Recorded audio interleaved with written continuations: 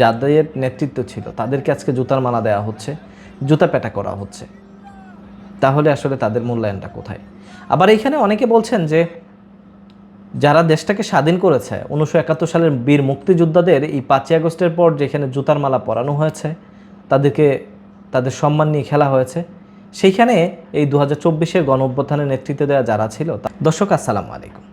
বর্তমানে বাংলাদেশের আলোচনার কেন্দ্রবিন্দুতে যে বিষয়টি রয়েছে সেটি হচ্ছে দক্ষিণ সিটি কর্পোরেশনের মেয়র ইশরাক হোসেন যেন দায়িত্ব পায় সেই বিষয়ে আন্দোলন, সচিবালয় ঘেরাও, নানা ধরনের কর্মসূচি নিয়েছে তারা, এমন আমরা দেখেছি। তবে আজকেও কিন্তু দক্ষিণ সিটি কর্পোরেশনের সামনেও কিন্তু আন্দোলন চলছে।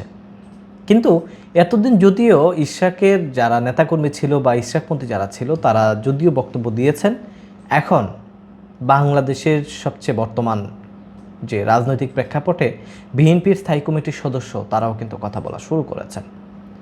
বিএনপির স্থায়ী কমিটির সদস্য সালাউদ্দিন আহমেদ তিনি কিন্তু আজকে বিশাল বড় একটি বার্তা দিয়েছেন, যেটি বর্তমান এই রাজনৈতিক প্রেক্ষাপটে একটি অশনি সংকেত বলা যায়।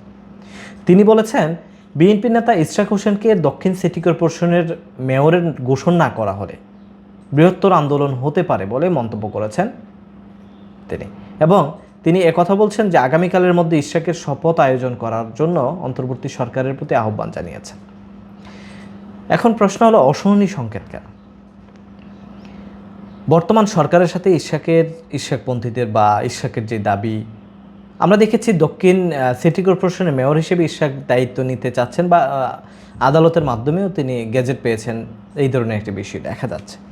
যেমন চট্টগ্রামের শাহাদাত হোসেন তিনিও যখন সিটি কর্পোরেশনের দায়িত্ব নেবেন তখন কিন্তু এভাবেই আদালতের মাধ্যমে যখন রায় হয়েছে, গেজেট হয়েছে, তারপর তিনি চট্টগ্রাম সিটি কর্পোরেশনের দায়িত্ব পেয়েছেন।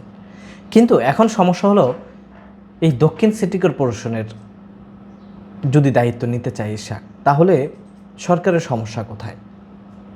তাহলে কি আসলে এখন বর্তমানে এতদিন যদিও আমরা দেখেছি বিএনপি এবং সরকারের মধ্যে যেমন পাল্টা কথাবার্তা ছিল, তাহলে কি এখন আসলে সরকারের সাথে বিএনপির ওইভাবে কি আসলে কোনো দিক আমরা দেখতে পাচ্ছি কিনা, সেটি কিন্তু একটি বোঝাটাও কিন্তু একটা কঠিন অবস্থা।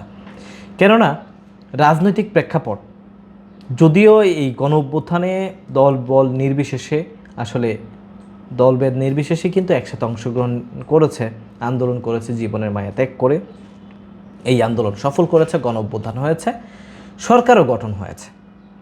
সেই সরকারে অন্তর্বর্তীকালীন সরকারের ছাত্রদের প্রতিনিধি হিসেবে বেশ কয়েকজন রয়েছে, যদিও এর মধ্যে নাহিদ ইসলাম পদত্যাগ করেছে, করে তিনি রাজনৈতিক দল গঠন করেছে।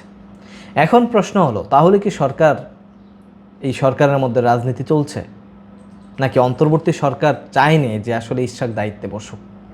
এখন সমস্যাটা কোথায়, সেটি কিন্তু একটি প্রশ্নের বিষয়। কিন্তু আমরা দেখেছি দক্ষিণ সিটি কর্পোরেশনের মতোই ইশরাক যেমনটি দাবি করছেন বা আদালত যেখানে বিধান যেভাবে দিয়েছে, একইভাবে কিন্তু চট্টগ্রাম সিটি কর্পোরেশনের দায়িত্ব কিন্তু শাহাদাত হোসেন পালন করছেন ইতিমধ্যে। এখানে যে বিষয়টি আসছে, সোমবার বিকেলে সিলেট নগরীর বিএনপি সদস্য সংগ্রহ ও নবায়ন কর্মসূচি উদ্বোধন অনুষ্ঠানে প্রধান অতিথির বক্তব্যে তিনি এই কথা বলেন। সালাউদ্দিন আহমেদ বলেন, জনগণ নগর ভবন তালাবদ্ধ করে রেখেছে, চতুর্দিকে থেকে ঘেরাও করে রেখেছে এবং আলটিমেটাম দিয়েছে স্থানীয় সরকার উপদেষ্টাকেও। আদালতের রায়ে মেয়র ঘোষিত হয়েছে ইশরাক। নির্বাচন কমিশন আদালতের রায়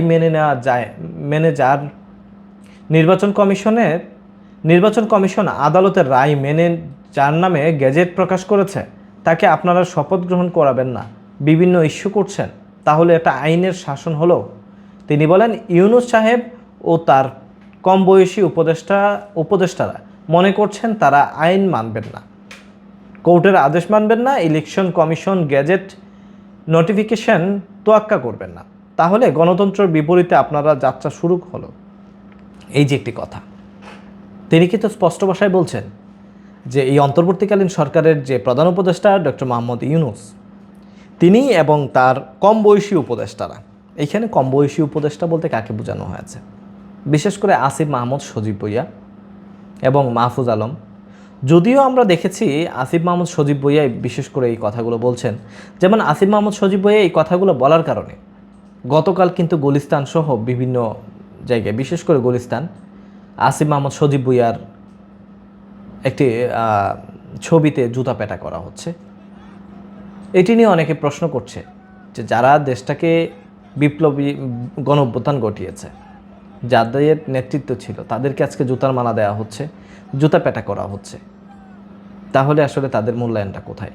আবার এইখানে অনেকে বলছেন যে যারা দেশটাকে স্বাধীন করেছে 1971 সালের বীর মুক্তিযোদ্ধাদের এই 5ই আগস্টের পর যেখানে জুতার মালা পরানো হয়েছে, তাদেরকে তাদের সম্মান নিয়ে খেলা হয়েছে, সেইখানে এই 2024-এর গণঅভ্যুত্থানের নেতৃত্ব দেওয়া যারা ছিল তারা তো কিছুই না। এই ধরনের অনেক আমরা কথা দেখেছি, মন্তব্য ঘুরে ঘুরে আমরা দেখি যে আসলে কমেন্ট বক্সে কারা কি মন্তব্য করে। কারণ আপনাদের সাথে হয়তো সরাসরি আমার কথা হয় না, কিন্তু মন্তব্য বা কমেন্টের গড়গুলো দেখলে, আপনাদের মন্তব্য দেখলে বুঝতে পারি যে আপনাদের কথা আসলে কি চান বা আপনাদের মনের কিছুটা বোঝার চেষ্টা করি। তো এখন বিষয়টা হলো, দক্ষিণ সিটি কর্পোরেশনের দায়িত্ব ইশরাককে দিলে সমস্যাটা কোথায়? আবার এইখানে আইনি জটিলতার কথাও বলছে। কী এমন আইনি জটিলতা রয়েছে সেটাও কিন্তু প্রকাশ করা উচিত। তবে এখন বর্তমান সময়ে যে পরিস্থিতি রয়েছে, এই রাজধানীতে সাধারণ মানুষের যে ভোগান্তি হচ্ছে সেটি কিন্তু চরমে। কেননা আপনি যদি এই ঢাকায় যারা বসবাস করে, কেউ বেকার নয়, সবাই তার কাজে কর্মে রয়েছে। আর যদি গ্রাম থেকে কেউ আসে, তার কাজেই আসে। এই ঢাকা শহর কিন্তু কেউ ঘুরতে আসে না। তাহলে আপনাকে বুঝতে হবে সাধারণ মানুষ যেভাবে ভোগান্তির শিকার হচ্ছে সেটি আসলে খুব দুঃখজনক।